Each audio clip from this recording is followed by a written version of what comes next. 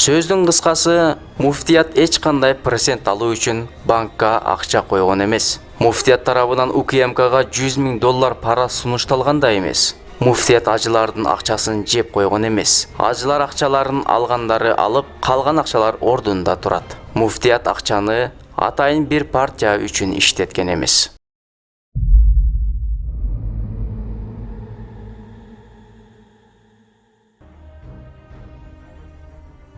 Бисмиллахир-рахманир-рахим. Алла Таалага чексиз мактоолор болсун.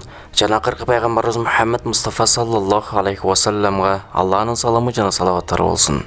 Ассаламу алейкум урматтуу мусулман бир туугандар. Бүгүнкү күндө муфтий Максат Ажы Токтомушевдин айланасындагы талаштуу окуялар баарыбызга белгилүү. Кээ бирөөбүз муфтийди жаман көрсөк, кээ бирөөбүз Садыр Жапаров менен Ташиевди жаман көрүп калдык. Эми бул чуулгандуу окуяга атайын иликтөө жүргүзөлү да жыйынтыктоочу сөздү акырында айталы.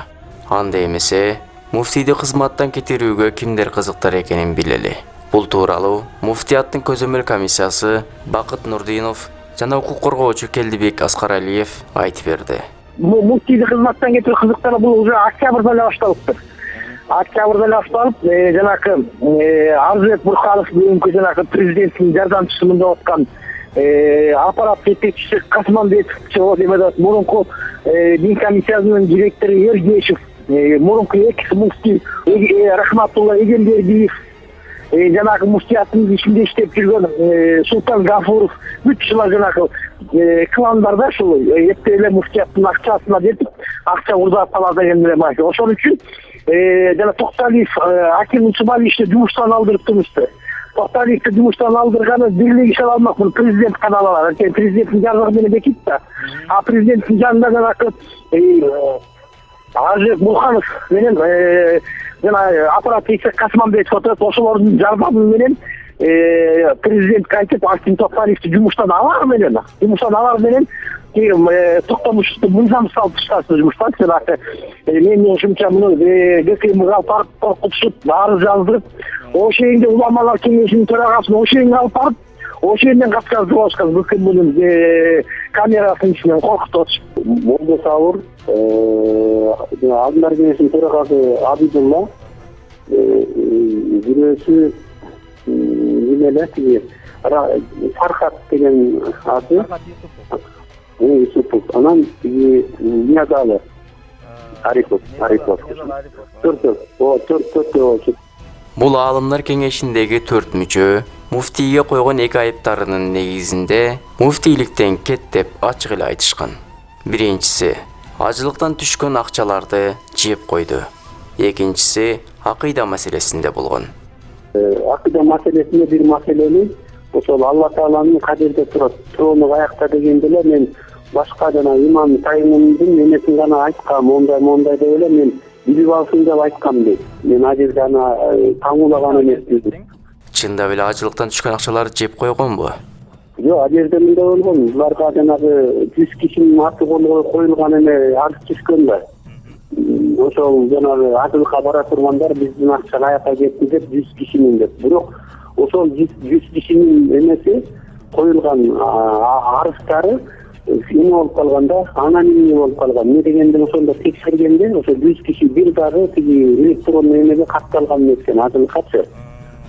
Анан ошону айткан, Адилет айткан, мына биз далилдедик, президентке да айткан, могу 100 киши анонимный болуп чыкты. Бири да катталбаптыр. Колу бир эле киши кол коюп коюптур да, анан телефондору жок, даректери жок. Болуп чыгып көрсөткөн президентке мына деп.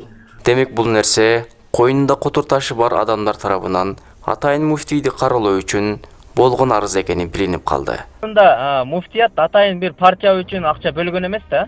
Жок, бөлгөн эмес. Ал убакта бөлгөн эмес, чыккан акча эле келген ошондо.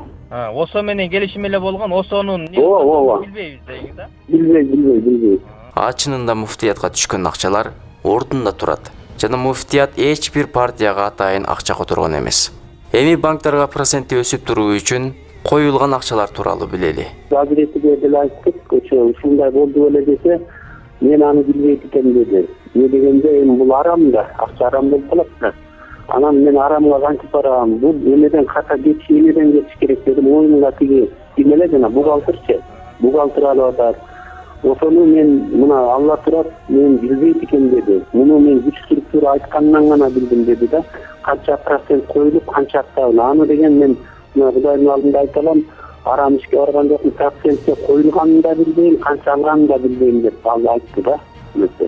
Чынында процент арам деп күндө какшаган аалымдар кантип бул нерсени өздөрүнө адал кылмак эле? Бул акылга сыйбаган көрүнүш. Чынында бул кыңгыр ишти муфтиятта иштеген бухгалтер муфтийдин жасылма колунун пайдаланып $1 миллион акчаны банка процентке коюп өзүнүн көрүп жүргөн. Анын үстүнө бул киши буга чейин 2 жолу соттолгон экен. Бирок муфтийге мен таза адаммын деп алдап ишке кирген. Мунун чоңдору Арзыбек Бурханов, Икрам Илмиянов болуп турган. Кырсыга жеткен чоңдору бар экен да. Жана Арзыбек Бурханов окшогон чоңдору бар экен, кыймылдатпай кармап келген.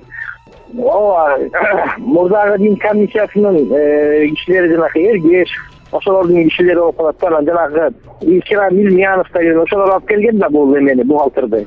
Главный бухгалтер ошолор алып келген. Анан ошолор аркылуу булар муфтияттан акча жазып жүргөн. Мен айтып атпайбызбы? Муфтияттан кымыздын акча урдап алып туруп пайдаланып келишкен.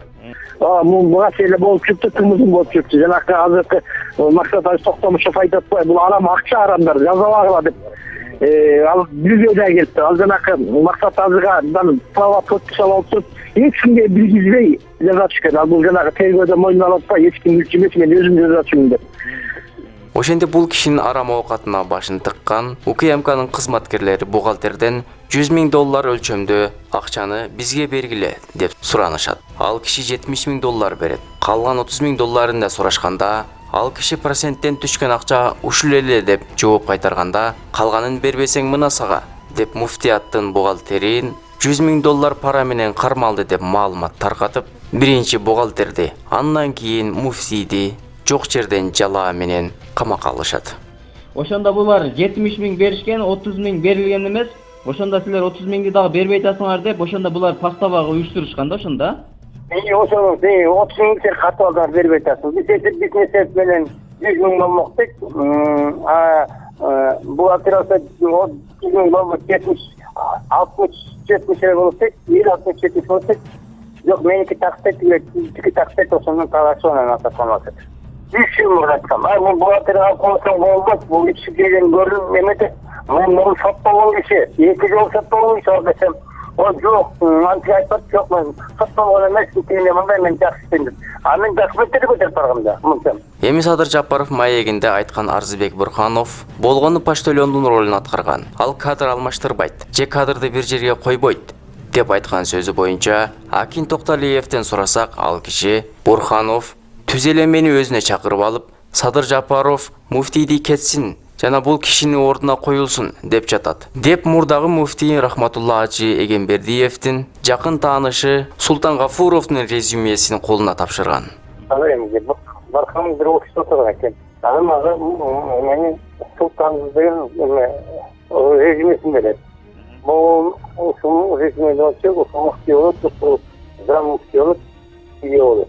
Азыр ие болуп жатып, я өзүм чыгара алайт дейт. Максат тазына. Ал арча кеткен, анан видеону суу ичине шайлайт, ошол энергиясы бар, энергиясынан кийин батасын берип, анан нервтүскөн муфтий шайлайт. Кийин Акин Токталиев Максат Ажыны чакырып, тиги Арзыбек Бурханов бул резюмени бизге берди. Сизди Садыр Жапаров кетсин деп жатат экен. Сиз биринчи билиңизчи, чындап эле сизди кетишиңизди каалайт бекен деп муфтийди Садыр Жапаровго сүйлөшүүгө жөнөтөт. Муфтий Садыр Жапаров менен сүйлөшкөндө, мен эч кандай Арзыбек Бурхановго муфтийди иштен алсын деп буйрук берген эмесмин деп жоопту берет. Ошентип арадан күндөр өтүп, Бурхановдун бороону дагы күчөп, мунусунда муфтиятка тез бара калыңыз, тигилер чабыша турган болуп калыптыр деп жалган маалыматтарды берет. Ага ишенген Садыр Жапаров туура мечитке бара калса, эч кимди чапкан эмес. Тынч гана сүйлөшүү жолу менен иш бүтүрүп жаткан болушат. Ошол жерде Акин Токталиев болгон окуяны айтып, Бурханов деген кеңешчиңиз Султан Гафуров деген бирөөнүн резюмесин берип, муфтийди иштен кетириңиз, бул президенттин чечими деп айткан деп президенттин өзүнө бул маалыматты жеткизгенде, ошол жерде аалымдардын алдында Бурхановду тургузуп алып, аябай тилдеген. Буга ошол жердеги баардык аалымдар күбө дейт Токталиев. Анан Бурханов тургузат, Биттим dedi. Эл көрсө жасалган. Мен качан задание бердим элем деп. Мына ушул Арзыбек Бурханов жана ушуга окшогон жең ичинен томбучкан чыккынчылар Садыр Жапаровдун башын жейт. Эгер Садыр Жапаров азыртадан булардан кутулбаса, кийин дин комиссиясы Акен Токталиевдин ордуна ким келгенин сурасак, мурда органда иштеген, анын колунан көп адамдар экстремист деген жалаа менен камалган Медер деген бала келген экен. Мен монтупе дин комиссияга 3 структура келбеш керек качан. Мынакей дин комиссиянын башында замдар жетим менен иштеп отурат. 3 башка менен 10 чаден отурушпойду. Бул 10 чаденин иштеп орун элдерди экстремизм, терроризм камап жүргөн. Анан бул кайсы мусулмандарга жардам бермек беле? Эми кээ бирөөлөр жок жерден экстремист деген жалаа менен камалып кетсе, эч таң калбай эле коюңуз. Эми Абибилла Ажынын Россия Федерациясынын муфтийи Равил Гайнуддинге жазган каты боюнча бул маалыматтарды таптык. Абдышүкүр Ажы Абибилла Ажыны эмне себептен жалпы уламалардын атынан деп кат жаздың. Качандан эле Россиянын муфтийлери Кыргызстандын проблемасын чече турган болуп калган деп аалымдардын көзүнчө урушкан. Эмнеге мындай кат жаздың деп. Могу катты сен жазыпсың Россияга. Качантан бери бизге Равил Гайнуддин киришип калган. Биз эгемендүү мамлекетпиз. Биздин ички саясатка эмне аралашы бар? Неге мындай жаздыңар? Бул жазган болсоң жеке сенин пикириң. Бул биздин пикир эмес. Сен ошого биздин атыбыздан эме кой, кайра катыңды жазып кой. Бул жеке менин пикирим эде, уламалар кеңеши муну билген эмес деп жазгын деп айтканбыз. Ошол жыйындын эмеси да бар, муфтияттын камерасыга алынып турган бар эме бар ал жерде. Эми жеке Абдышүкүр Сайтбакасы эмес, биздин баарыбыздын атыбыздан жазганга биздин акы жок. Действительно, биз да баарыбыз эме кылдык. Ошондо ал киши айыбын мойнуна алып, макулдамла, мени кечириңиз, мен өз атымдан жазган элем деп гана кутулуп кеткен. Бирок кийин Абибилла Ажы маалымат фейк деп коомчулукка маалымат берген. Бирок анын айтканы жалган болуп чыккан. Себеби бул киши буга чейин да муфтийдин үстүнөн кызматтан бошотулуусун талап кылып, дин комиссиясына арыз менен кайрылган. Бирок ал катты да мен жазган эмесмин деп актанып кеткен. Ага күбөлөр да бар экен. Мурун мында октябрь айында дагы дин комиссиясына арыз жазган. Ошондо Максатбек Токтомушевди жумуштан алыш керек деп тапшырды. Аны да фейк деп чыккан. Качан бетине келип такаганда Бечиповга муну мен жазган эмесмин, муну мага ошол элдинчип коркутуп жаздырган деп айткан. Geçen katında filik de çıktı. Bu zanakı 11'inde alımda kengeçte oturganda alımda kengeçinin müçeleri Abdüşükür Namazı'nı bastı buraya sana bir ruhsat verdim uzaklarına degende ben özümdüm inisiyatifimden yapıram özüm aklıma deyim özüm aklıma desen benim için sen alımda kengeçin altında elmesini pişatmını oşonun ya kitürlülüsünü koldan olsun degende Deme jarga takaganda gekir bunu taptırıp emenen özümün onun için adliyenin taptırıp toktop bu işi cevap koyuşkan. Кандай күн болгондо да кимде ким бирөөгө доомат кылса, өзү да доомат болбойун өлбөйт. Бирөөлөрдүн бир жолу коомго уят болгону жетпеген көрүнөт. Бирок мусулмандар ушул чырды баштаган аалымдарды жана ага шерик болгон баардык кудайдан жөө качкандарды Алла үчүн жаман көрүп калышты. Алла Таала бул дүйнөдө да акыретте да шерменде кылбасын. Сөздүн кыскасы, муфтият эч кандай процент алуу үчүн банкка акча койгон эмес. Муфтият тарабынан УКМКга $100,000 пара сунушталган да эмес. Муфтият ажылардын акчасын жеп койгон эмес. Ажылар акчаларын алгандары алып, калган акчалар ордунда турат. Муфтият акчаны атайын бир партия үчүн иштеткен эмес. Ушул жерде УКМКга эки ооз сөз.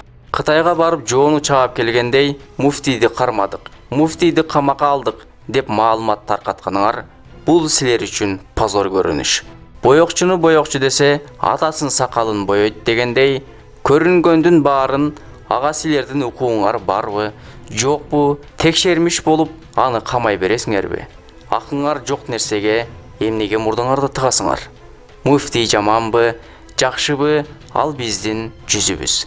Силер жалпы мусулмандардын жүзүн тебелеп салдыңар. Элдин толкуунdoосунан коркуп, эми кайра үй камагына чыгардыңар. Бирок муфтий камалды деген маалымат бүтүн дүйнөгө тарап кетти. Силер муфтийди жаман көрсөткөн жоксуңар. Силер жалпы мусулман калкын жаман көрсөттүңөр. Эми ал маселеден элдин кыжырына тийбеген абалда чыгууну кааласаңар, анда муфтийди баардык айыптардан таза экенин далилдеп, кайра ордуна койгула. Бул элдин талабы. Муну ошондо жалпы маалымат каражаттарына муфтий таза экен деген маалымат таркайт жана мусулмандардын жүзү жарык болот. Урматтуу Камчыбек Ташиев, балким сиз ордуңузда болгондо мындай окуялар орун алмак эмес деген үмүттүү ойлор жок эмес. Бирок чет элден аман эсен келип калганыңызда тиги жең ичинен том учуучуларыңызды жоопко тартып иштен кетириңиз. Антпесе баскан жерине чөп чыкпаган балдарыңыз элге сизди жаман көрсөтүп бүттү. А бул нерсе элдин ичинен чыгуу дегендик. А чынында бул сиз үчүн өтө чоң жоготуу.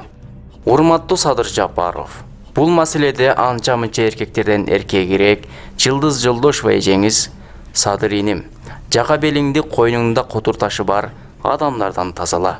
Булар сага жакшылык алып келбейт деген мазмундагы эжелик кеңешин айтып, Facebook'tan сизге кайрылып кетти. Биз да ошол эженин сөзүнө кошулабыз. Бөрк ал десе баш алган, Бурхановго окшогон өзүнүн мурдунан узакты көрө албагандардын курмандыгы болуп калбаңыз. Маселени териштирүүдө ушак же имиштерди факт деп түшүнүп алып, элге маалымат берип, кийин өкүнүп калбаңыз. Бул сиздин аброюңузга туура келбейт.